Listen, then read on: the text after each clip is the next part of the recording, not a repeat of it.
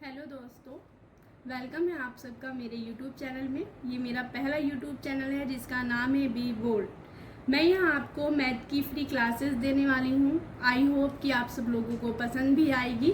तो प्लीज़ आप सबसे रिक्वेस्ट है कि आप लोग मुझे लाइक करें, सब्सक्राइब करें और शेयर भी करें। तो ठीक है, हम लोग स्टार्ट करते हैं दोस्तों। जो क्लास 8 की जो मैथ है उससे स्टार्ट करते हैं। तो हम यूनिट यहाँ पर लेंगे प्रश्नावली 5.1।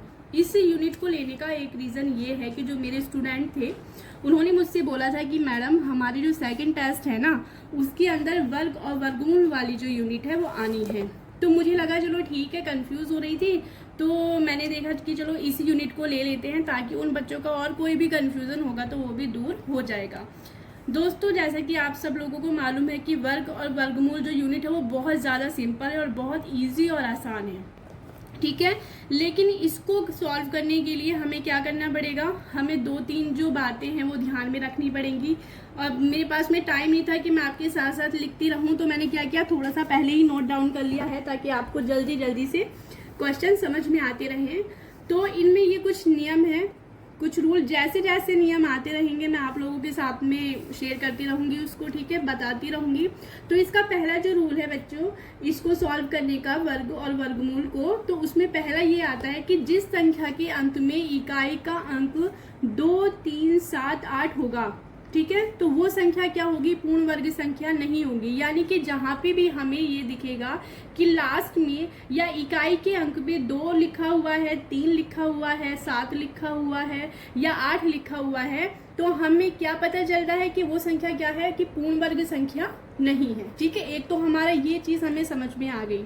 दूसरी चीज़ क्या है कि वो ये कह रहा है कि जिस संख्या के अंत में, अब संख्याओं के अंत में शून्य भी तो आते हैं, कभी 2 आते हैं, कभी 3, कभी 4, कभी 5। तो वो क्या कह रहा है कि जिस संख्या के अंत में इकाई के अंदर या इकाई में जो 0 की संख्या है, जो शून्य की संख्या है ना, वो विषम होगी।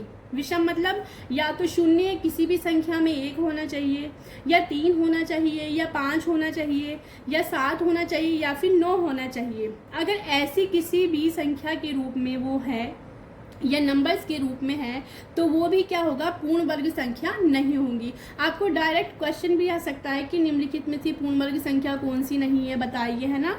तो आपको ये चीज़ें याद होनी चाहिए, तभी आप वो क्वेश्चन जो है वो सॉल्व कर पाएंगे। अब तीसरा पॉइंट क्या है बच्चे, हमें याद रखना पड़ेगा, वो क्या है कि हमेशा जो सम संख्या का वर्ग होता है ना, तो वो सम संख्या ही होगी, ठीक है। और विषम संख्या का वर्ग क्या होगा, विषम संख्या ही होगी, ठीक है। अब ये चीज़ें आपको ध्यान में आई होप कि आ गई होंगी। तो चलिए हम क्वेश्चन जो है उनको सॉल्व करते हैं। तो इसमें जो पहला क्वेश्चन है बच्चे हमारे पास में, उनको हम हल करते हैं। पहला क्वेश्चन था कि निम्नलिखित संख्याओं के वर्गों के इकाई के अंक क्या होंगे। अब बच्चों हमें इकाई का अंक लेना है, ठीक है।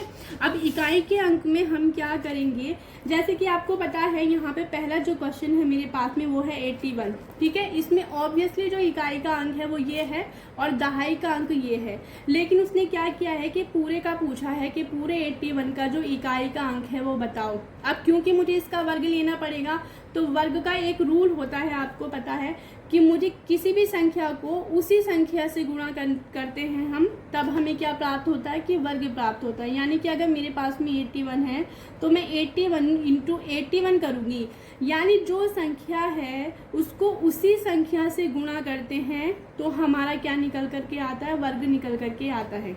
या देखो, मैंने माना कि मेरे पास में 2 है, तो हम कहें कि 2 का वर्ग बताओ, तो इसका मतलब होता है कि मैं 2 को 2 से ही गुणा करूंगी, तो वो मेरा वर्ग क्या आएगा, यहाँ पे 4 आएगा। यानी हमारे पास जो संख्या है उस संख्या को उसी से गुणा करके लिखना ही क्या है, वर्ग होता है, ठीक है। ये हो गया। अब क्वेश्चन था मेरे पास में 81। अब ये तो बहुत बड़ा हो जाएगा, या तो मैं 81 को 81 से गुणा करूँ तो मेरा आंसर आए। लेकिन इसको एक इजी वे में लिखने का क्या तरीका है दोस्तों, वो ये तरीका है कि मैंने यहाँ पे क्वेश्चन लिया 81। अब इसका जो इकाई का अंक है ना, मैं उसी का वर्ग ले लूँगी। यानी यहाँ पे जो इकाई का अंक है ना वो क्या है, मैंने लिखा इकाई का अंक क्या है, ठीक है।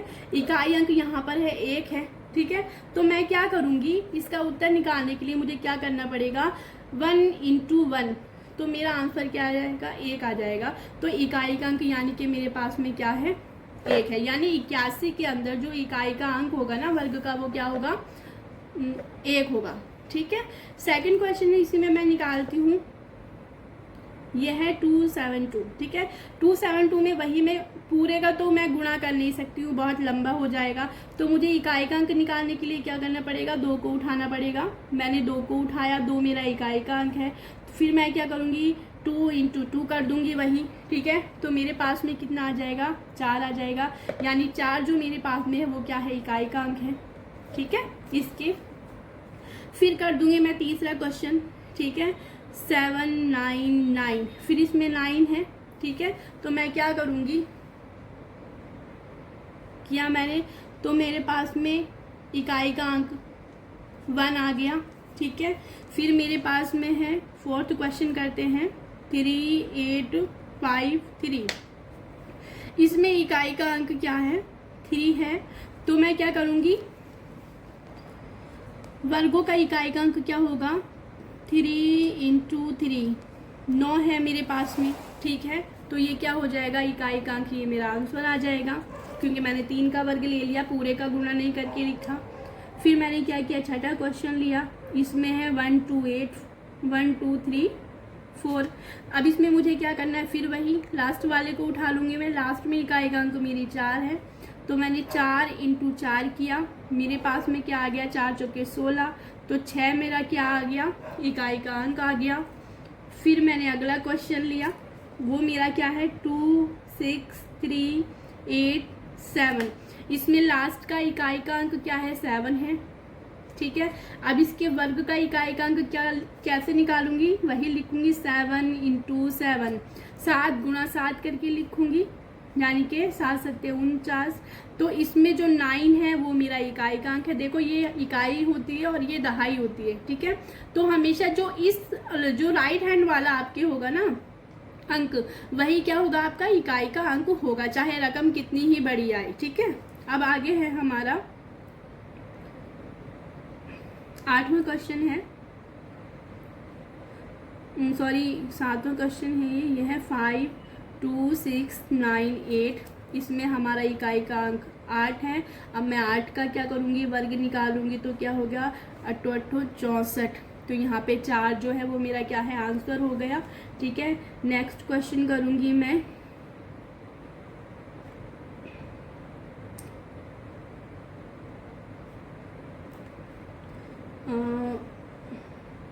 ठीक है, तो यहाँ पे इकाई का अंक क्या है, 0 है। अब 0 को मैं 0 से गुणा करके लिखूंगी, तो मेरे पास में 0 ही आएगा। यानी 99888 का जो वर्ग का इकाई का अंक है ना, तो वो 0 आएगा। फिर मैंने क्या लिखा, अगला क्वेश्चन लिखा 12 7 9 6। इसमें इकाई का अंक फिर वही 6 उठाऊंगी दोस्तों। फिर 6 को फिर मैं 6 से मल्टीप्लाई कर दूंगी, गुणा कर दूंगी, तो मेरे पास में आया 36। 36 में से जो 6 मेरा है वो इकाई का अंक मेरा आंसर होगा। ठीक है, फिर 10वां क्वेश्चन मैं करूंगी वही, तो मेरे पास में कितना आया है, 5 5 5 और 5।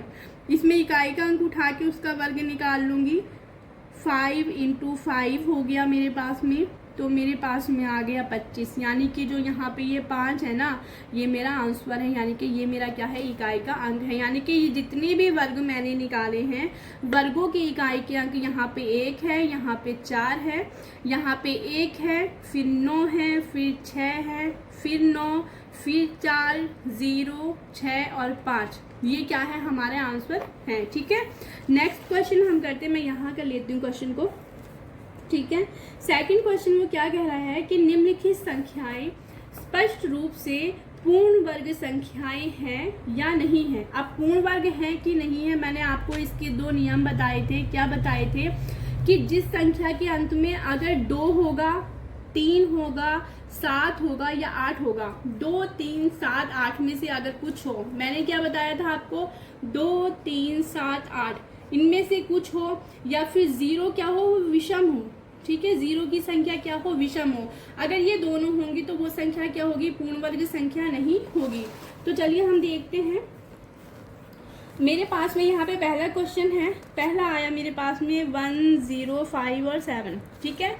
इसमें क्या है, 2, 3, 7, 8 में से कुछ है 7 है, तो ये पूर्ण वर्ग संख्या नहीं होगी, ठीक है, नहीं है, ठीक है। फिर 2, 3, 4, 5, 3, यहाँ पे 3 है, क्या इन चारों में से कुछ है, हाँ बिल्कुल है, 3 है यहाँ पर, तो ये सेकंड भी मेरा क्या होगा, नहीं होगी, ठीक है, 2, 3, 4 नहीं होगी, ठीक है, पूर्ण वर्ग नहीं होगी, ठीक है। नेक्स्ट मेरा क्या है, 7, 9, 2, 8, इसमें 8 आया हुआ है, क्या ऊपर वाले कोई 2, 3, 7, 8 इन चारों अंकों में से कोई अंक है, बिल्कुल है, 8 है। हमने बात की थी कि 2, 3, 7 और 8 में से अगर कुछ भी इकाई का अंक दिखाई देता है तो हमें ठोक के लिखना है कि वो संख्या क्या नहीं है, पूर्ण वर्ग संख्या नहीं है। अब इसमें भी 8 आ रहा है दोस्तों, ये संख्या भी क्या है, पूर्ण वर्ग संख्या नहीं है, ठीक है। अब मैं आपको वर्बली ही थोड़ा समझा देती हूँ इसके बारे में, आप इंटेलिजेंट हैं, आप खुद भी इसको निकाल सकते हैं, ठीक है, बस आपको रूल पता होने चाहिए। नेक्स्ट मेरा क्या है कि 2, 2, 2, 2, 2, 2, 2, 2, 2, 2 ये है। फिर लास्ट का इकाई का अंक चेक करूँगी, यहाँ 2 है, मुझे पता चलता है कि मैंने नियम पढ़ा था कि जिस संख्या के लास्ट में 2, 3, 7 या 8 में से कोई भी संख्या होगी तो वो पूर्ण वर्ग संख्या नहीं होगी। क्या यहाँ पे ऊपर के चारों अंकों में से कोई अंक है, बिल्कुल है, यहाँ 2 है, तो ये संख्या भी मेरी पूर्ण वर्ग संख्या नहीं होगी। नेक्स्ट हम क्वेश्चन लेंगे 64,000, इसमें 0 है। अब हमने 0 के ऊपर भी एक नियम पढ़ा था दोस्तों, वो क्या था कि अगर किसी भी संख्या के अंत में जो शून्यों की संख्या होगी या 0 की संख्या होगी वो विषम होनी चाहिए, यानी कि जो 0 हो वो या तो 1 बार होने चाहिए, या फिर वो 3 बार होने चाहिए, या 5 बार, या 7 बार, या 9 बार, ठीक है। तो हम वो संख्या क्या होगी, विषम संख्या नहीं होगी। तो इसमें क्या होगा, हमने यहाँ पे देखा शून्यों की संख्या 3 है, ठीक है, विषम संख्या है, बिल्कुल विषम है, तो ये संख्या भी क्या होगी, पूर्ण वर्ग संख्या नहीं होगी। अगला क्वेश्चन वही 8, 9, 7, 2, 2, इसमें लास्ट में चेक करेंगे 2। हमने पढ़ा है कि जिस संख्या के अंत में 2, 3, 7, 8 होगा वो संख्या विषम संख्या नहीं होगी। तो यहाँ पे उन चारों अंकों में से इस संख्या के लास्ट में भी 2 है, ऊपर के 4 अंकों में से बिल्कुल डेफिनेटली यहाँ पे 2 आया हुआ है। 2, 3, 7, 8 को ध्यान में रखना है आपको, 2, 3, 7, 8 को ही चेक करना है, 2 बिल्कुल है यहाँ पे, तो ये संख्या भी पूर्ण वर्ग संख्या नहीं होगी। नेक्स्ट है 222, 000, हमने फिर वही देखा 0 जब आए तो आपको चेक करना है, आपको काउंट करना है 0 को कि कितने 0 हैं। अगर वो 0 या तो 3 हो, 1 हो, 5 हो, 7 हो या 9 हो, इनमें से कितनी भी हो वो, तो वो क्या है, पूर्ण वर्ग संख्या नहीं होगी। अब ये यहाँ पे क्या है, जो ये संख्या है ना, यहाँ पे 3 0 है, तो इसका मतलब ये संख्या क्या है, पूर्ण वर्ग संख्या नहीं होगी, क्योंकि जो 0 की संख्या है वो क्या है बच्चे, विषम है। नेक्स्ट है 5 0, 5 0, 5 0, अब यहाँ पे लास्ट में 0 है, बिल्कुल 0 है। 0 कितने हैं, विषम है कि सम है, विषम है। क्यों विषम है, क्योंकि हमने जाना विषम क्या होता है, 1, 3, 5, 7, 9 जो होते हैं वो विषम होते हैं। तो यहाँ पे 1 0 है, बिल्कुल 1 0 है, तो ये संख्या भी क्या होगी, विषम संख्या नहीं होगी, सॉरी ये संख्या क्या होगी, पूर्ण वर्ग संख्या नहीं है, क्योंकि यहाँ पे क्या है, 0 जो है वो 1 ही है, और 1 जो होता है वो क्या होता है, पूर्ण वर्ग संख्याओं में नहीं आता, यानी कि वो विषम होता है। ठीक है दोस्तों, मैं आपको इतना ही करवाऊंगी, ये मेरा पहला वीडियो था।